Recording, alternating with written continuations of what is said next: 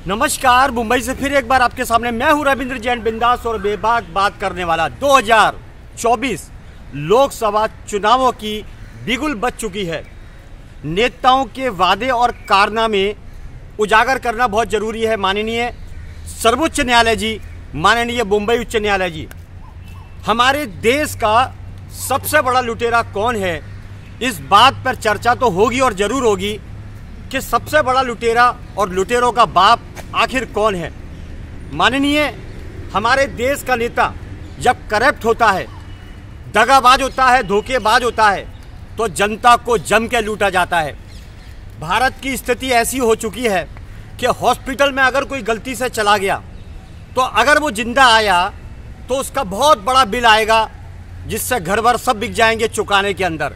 माननीय बहुत बड़ा षड्यंत्र भारत में चलता है और इसमें भारत का नेता ही शामिल है। ये गद्दार लोग हैं 99% भारत के नेता। नहीं पता ये किसके खून से हैं, नहीं पता इनके अंदर कौन सी संस्कृति है, नहीं पता, क्योंकि भारत तो योद्धाओं का देश था। भारत छत्रपति शिवाजी महाराज का देश है। भारत महाराणा प्रताप का देश है। महाराणा प्रताप का देश है। भारत सुभाष चंद्र बोस का देश है। भारत महारानी लक्ष्मीबाई का देश है। माननीय ये जानना बहुत ज़रूरी है कि भारत की मिट्टी में सदैव योद्धा पैदा हुए हैं, लेकिन ये लुटेरे हमारे देश के ही नेता हैं 99%। इनको चिंता ही नहीं है सत्ता पर आने के लिए बोतल नोट की गड्डियां और किस तरह से ये षड्यंत्र रचते हैं सत्ता पर आने के लिए। इससे साफ जाहिर होता है कि ये सत्ता के भूखे भेड़िए हैं, ना कि जनता को बचाने आए हैं, ना जनता का काम करने आए हैं। माननीय इस बात पर गौर करना बहुत ज़रूरी है कि नेताओं की ये गुंडागर्दी, तानाशाही और अय्याशी, अगर इस पर अंकुश नहीं लगाया गया, जैसे मुगल अय्याशी करते थे हमारे देश के ऊपर, अंग्रेज अय्याशी करते थे हमारे देश के ऊपर, जो नोच नोच के खाते थे जनता को, उसी तरह हमारे देश के नेता 99% उन्होंने ऐसे हालात पैदा कर दिए भारत के। माननीय ये बात मैं इसलिए बोलता हूँ कि कोविड के अंदर मैंने देखा है कि लोगों को पकड़ा गया, शासन प्रशासन के सामने, उनकी आंखों के सामने उनको जमकर लूटा गया, हॉस्पिटल में डाला गया तो बच के बाहर नहीं आया।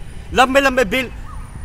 भारत इतना बदनाम हो चुका है पूरी दुनिया के अंदर कि पूरी दुनिया जानती है कि भारत के अंदर अगर कोई व्यक्ति हॉस्पिटल में मर चुका है तो लंबे लंबे बिल के लिए उसको 10 दिन के अंदर भी वो 10 दिन में रखेंगे, मरा हुआ रखेंगे, लेकिन कहेंगे कि वो जिंदा है, हमारी कोशिश जारी है। इतने नालायक किस्म के लोग हैं, इतने राक्षस किस्म के लोग हैं। हमारे डॉक्टर भी नेताओं से मिल चुके हैं, क्योंकि कहीं ना कहीं भागीदारी है इनकी। इसीलिए जनता को भाड़ में जाने दो और नेताओं को मौज करनी है, ऐसी स्थिति हो चुकी है। इनका कंट्रोल, नेताओं का कंट्रोल सिर्फ अपने ऊपर है, अपनी सुरक्षा के ऊपर है, अपने खान पान के ऊपर है, अय्याशी के ऊपर है और गड्ढे भरने के ऊपर है। माननीय देश को संभालने की ताकत भारत के नेता में नहीं है 99%। वो अय्याश लुटेरा हो चुका है। भारत का सबसे बड़ा अगर लुटेरा कोई है, अब पहले मुगल थे, फिर अंग्रेज थे और अब 99% भारत का नेता है। किसी भी हॉस्पिटल में जाइए, आप परेशान हो जाएंगे। झूठी रिपोर्टें बनाई जाती हैं, उसको परेशान किया जाता है। माननीय कहाँ से आएगा इतना पैसा?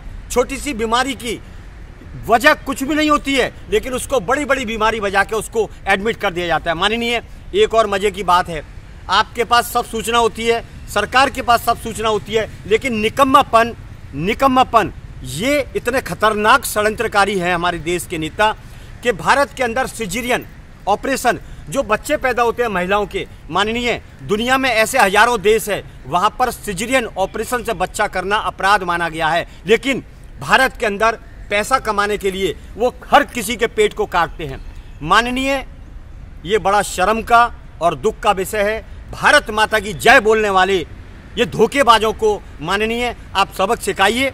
चुनाव आने वाले हैं, तिरंगा लेके 15 अगस्त और 26 जनवरी को हमारे देश का हर नेता ये साबित करता है कि हम ईमानदार हैं, हम ईमानदार हैं, हम देशभक्त हैं। सबसे बड़े धोखेबाज 99% भारत का नेता है। और इनके साथ साथ माननीय ये मीडिया भी कुछ ऐसी हो चुकी है कि इनके पैकेज पर काम करती है। इनका पैकेज जो नेताओं को छापते रहते हैं, उन लुटेरे नेताओं की फोटोआं छपती है जो करप्शन में, रेप में, घोटालों में शामिल हैं, फिर भी चुनाव लड़ते हैं। माननीय क्या हुआ?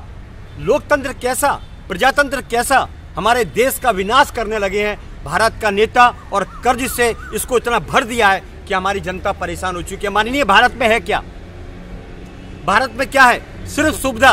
भारत में सरकारी डिपार्टमेंट शासन प्रशासन को मिलती है, सिर्फ नेता मौज करता है, अय्याशी करता है।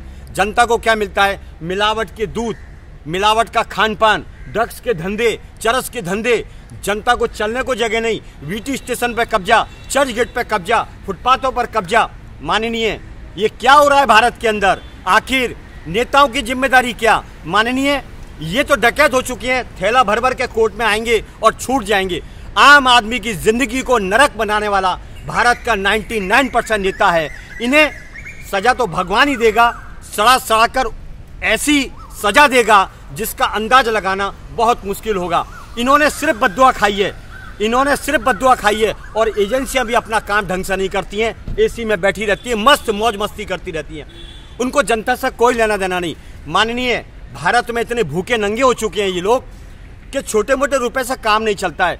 100,000 करोड़, 10,000 करोड़, अरब अरब डॉलर इनको पैसा चाहिए।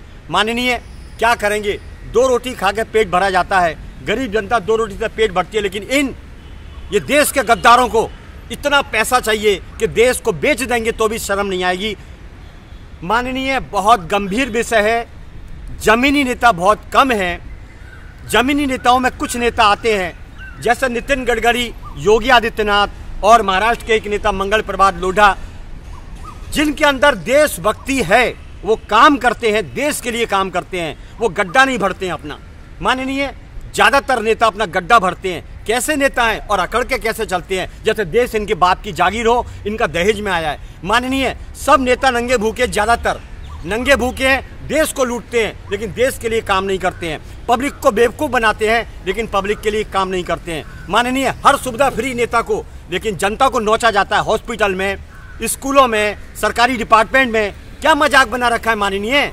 बड़े शर्म का विषय है। आखिर कौन बोलेगा? भारत के अंदर कोई है बोलने वाला? माननीय, यहाँ तो उस सच्चे आदमी को जो देश हित में काम करता है, जो देशभक्त है, उससे गोली मार दी जाती है, उसे केस में फंसा दिया जाता है। इतने कायर और डरपोक नेता हैं भारत के, जिन्होंने शिवाजी महाराज की भूमि को कलंकित कर दिया, सुभाष चंद्र बोस की भूमि को कलंकित कर दिया, महाराणा प्रताप की भूमि को कलंकित कर दिया, क्योंकि वो तो योद्धा थे, सामने वार करते थे। लेकिन ये कायर तुच्छ नेता, हल्के नेता, गली फुटपाथ से उठा हुआ नेता बोलने वाले को फंसाता है कानून के जरिए, क्योंकि सत्ता पर है, पावर है, और सरकारी एजेंसियां इनकी गुलाम हैं। माननीय, 99% उनके इशारे पे काम करती हैं। उनकी बुद्धि का विकास खत्म हो चुका है, ऐसा लगता है। वो जो नेता बोलेगा वही करेंगे। माननीय, ध्यान देने योग्य बात है, सिर्फ आप ही हमें बचा सकते हैं, भारत को बचा सकते हैं। माननीय, हाई कोर्ट से मेरी विनती है, सुप्रीम कोर्ट से मेरी विनती है, हमारी बातों को सुना जाए, हमारी बातों पर गौर किया जाए। माननीय, भारत में बहुत बड़ा षड्यंत्र चालू है, हर जगह लूट मची हुई है, हर जगह।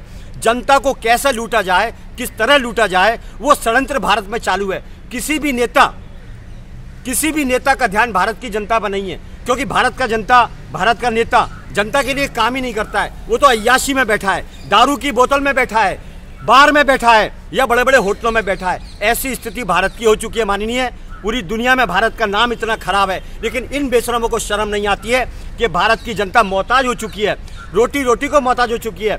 माननीय, ये बहुत समझने की बात है। बार बार WHO का जो नाम लेते हैं हमारे भारत के नेता, तो भारत के नेताओं ने अपने आप को WHO को बेच दिया है। WHO ने ये बीमारी के लिए कहा है।